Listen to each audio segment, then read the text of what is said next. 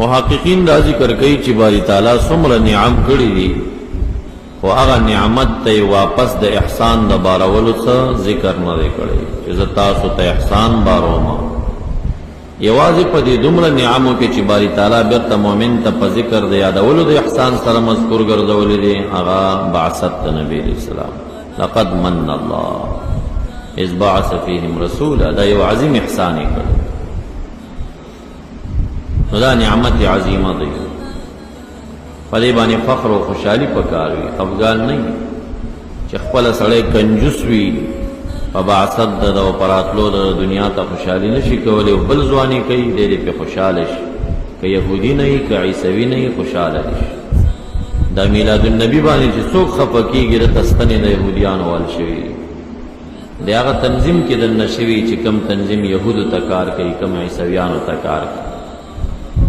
په یهودیانو او عیسویانو صفات او شان او عظمت د محمد مصطفی ډېر بد لګي، ځکه چې د هغې دغه دین د فروعیاتو او د هغې د مسلکونو جرړې ایستلي دي. عظیم دشمني دی د نبي علیه الصلاة والسلام سره.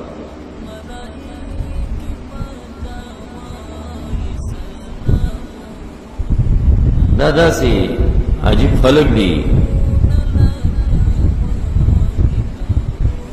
مونږ ته وایي چې السلام علیک یا رسول الله، پنجابی درود دی او شرک دی او دا دی او دا دی.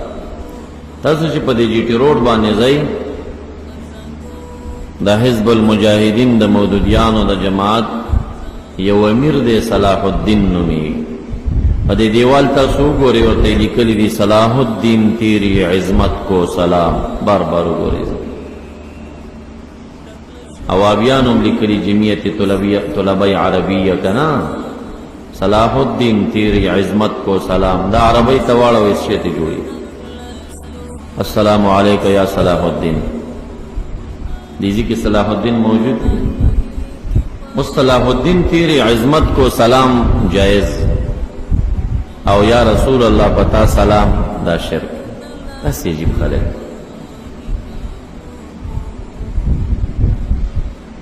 د دې وهابیانو یو مکتبه او پاغي کې بیعت رم خرڅول. هغه کال باندې ما مناظره کورس درس کوم، یې ګوره دی وی چې باړي حضرت صاحب ته د مبارک وي نو شرک دی. مې تاسو ورشئ معراج کتابخانه ته ورشئ، په دې برجې وګورئ لیکلی دی چې عطر مبارک ادر دستیاب ہے، په دې برجې وته لیکلی. مې دا عطر خالق او مخلوق چې دی ور سره مبارک دی. وسی ولی الله او یو عالم د عطر نم کمزور شو چې عطر د مبارک شي او کاغه ته مبارک وای نو شرک. یو میاش بعد چلاړم او پاغي چونه مګلیو ما په دې خو به چونه مګي. دا رساله د چې زمين چې کوم کتاب لیکل دي کنه، یو تپوس ته نشوي د یو مسلې متعلق د جواب کې وایي چې لقد اجبتها برساله مبارکه، ما په یو مبارک رساله دا غي جواب کړی دی کنه. نو مې دا کتاب مبارک دی او که ولی ته مبارک وي به شرک دی. اوس هغه قرآن ولې نشي کې دي چې بل چاپ کېته نبی وبس اصول نه لري. اصول ناس دي د ځان نو یو شی جوړ کړی دی او پیسې ازمول دي او کجوري ازمول دي. دغه مسله ده. څو اصول او چوکاټ په دوی ته نشته کنه چې خبره یې وکوم چې د بلې مخالفت نه خېږي.